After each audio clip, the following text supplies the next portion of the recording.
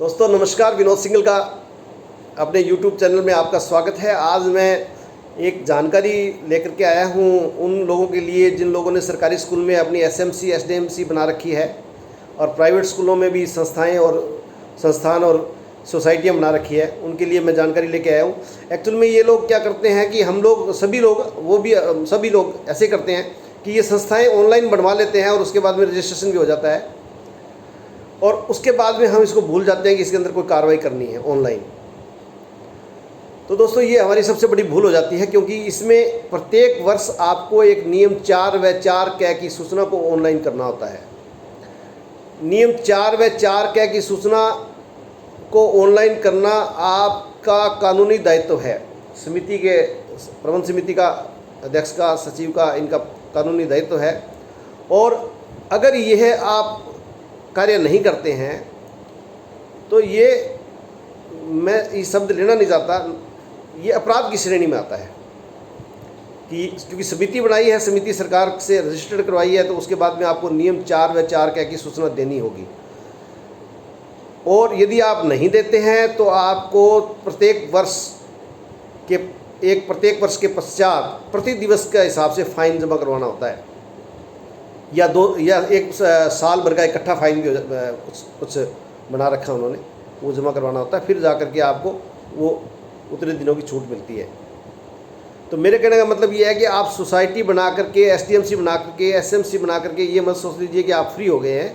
आप फ्री नहीं हुए हैं। आपने साल भर के अंदर जो भी गतिविधि की है, आपने साल भर के अंदर जितने भी मेंबर चेंज किए हैं, नए बनाए हैं, या कोई मेंबर चला गया है, या कोई पेरेंट्स अभिभावक चला गया है, उसकी जगह नया मेंबर बनाना पड़ा है, या आपने कोई चुनाव करवाए हैं, या कुछ और, हर एक चीज़ की गतिविधि की सूचना आपको ऑनलाइन जमा करवानी होगी। और इसमें अब मैंने ये देखा है कि लोग क्या कर रहे हैं कि कुछ लोग सोसाइटियों को ऑनलाइन करवाने के लिए, जैसे कंप्यूटर वाले हैं या कुछ और है, कर रहे हैं। तो दोस्तों मेरा कहने का मतलब ये है कि आप थोड़ा सा खुद करने की कोशिश कीजिए। अब कंप्यूटर का नॉलेज तो किसी को हो सकता है, लेकिन सोसाइटी के एक्ट का नॉलेज होना एक अलग बात है। सोसाइटी के एक्ट का नॉलेज होना और कंप्यूटर का नॉलेज होना, दोनों चीज़ें जहाँ है, वहाँ से यदि आप समिति ऑनलाइन करवाते हैं तो फिर आपके लिए ज़्यादा बढ़िया रहेगा। और वहीं से आप नियम 4 क की सूचना ऑनलाइन करवाते हैं तो ज़्यादा अच्छा रहेगा। और इससे भी ज़्यादा अच्छा रहेगा कि आप कंप्यूटर और ऑनलाइन का काम जो सोसाइटी का है वो, और प्लस इसका एक्ट एक आता है, किताब आती है, उसको आप पढ़ें और आप खुद इस काम को करें तो आपको ज़्यादा आनंद आएगा, ज़्यादा अच्छा लगेगा और आपके पैसे भी नहीं लगेंगे। तो खुद को करना चाहिए। लेकिन अगर खुद नहीं कराएं तो आप ऐसे आदमी से कराएं जिसको सोसाइटी एक्ट का नॉलेज हो, प्लस उसको एसएमसी एसडीएमसी का नॉलेज हो, और प्लस उसको कंप्यूटर का नॉलेज हो। इनमें से, तीनों में से यदि किसी के पास में भी 2 का नॉलेज है और तीसरे का नॉलेज नहीं है तो ऐसे लोगों से सोसाइटी का ऑनलाइन नहीं करवाना चाहिए, या नियम 4 क की सूचना वगैरह है जो भी है वो नहीं भरवानी चाहिए।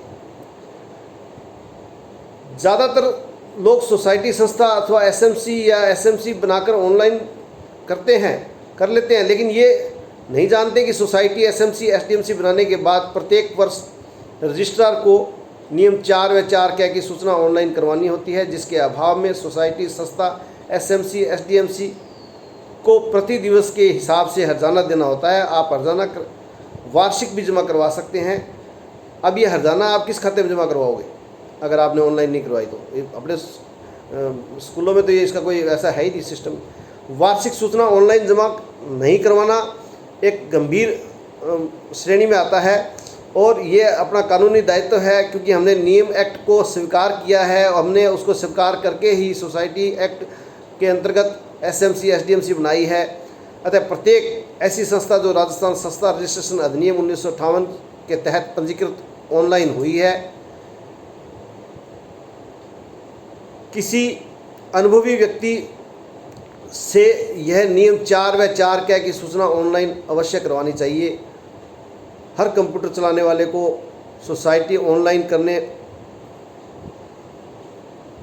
का तो जानकारी हो सकती है, लेकिन नियम 4 व 4 क की सूचना ऑनलाइन करने की जानकारियां होना ज़रूरी नहीं है। अतः आपको वार्षिक सूचना फाइल करना आना चाहिए। अथवा इन काम के लिए किसी जानकार आदमी को, कोई बहुत ज़्यादा इनके बारे में जानकारी रखता हो, उससे प्रतिवर्ष आपको ऑनलाइन करवानी चाहिए। तो इससे सबसे ज़रूरी है कि आपको ये सारे काम खुद आने चाहिए, ताकि क्योंकि हमेशा के लिए करने हैं, आगे भी स्कूलों में जा कर के करने हैं। फिर भी आप किसी भी प्रकार की जानकारी लेना चाहें तो निःशुल्क मैं आपको ये जानकारी उपलब्ध, मेरे मोबाइल पर आप फ़ोन कीजिए, कॉल कीजिए, मैं आपको उपलब्ध करवा दूंगा। मेरा मोबाइल नंबर है 7976485064। तो जितनी भी जानकारी मेरे पास है मैं निःशुल्क उपलब्ध कराने के लिए तैयार हूँ। मेरा इसका कोई शुल्क नहीं है, कोई मेरा इसके पीछे कोई उद्देश्य नहीं है। तो मैं फिर से मोबाइल नंबर रिपीट कर देता हूँ, 7976485064। दोस्तों, मोबाइल कॉल करते समय आप समय का ध्यान अवश्य रखें, क्योंकि हमें अपने दैनिक काम भी करने होते हैं। सुबह हमें रात को सोना भी होता है, दोपहर में भी आदमी सोता है। तो इन समय को टाल करके आप कभी भी कॉल करें, मैं आपके प्रश्नों का जवाब देने का प्रयत्न करूँगा। दोस्तों, वीडियो अगर अच्छा लगा हो तो लाइक व सब्सक्राइब ज़रूर कर दें। जय हिंद, जय भारत।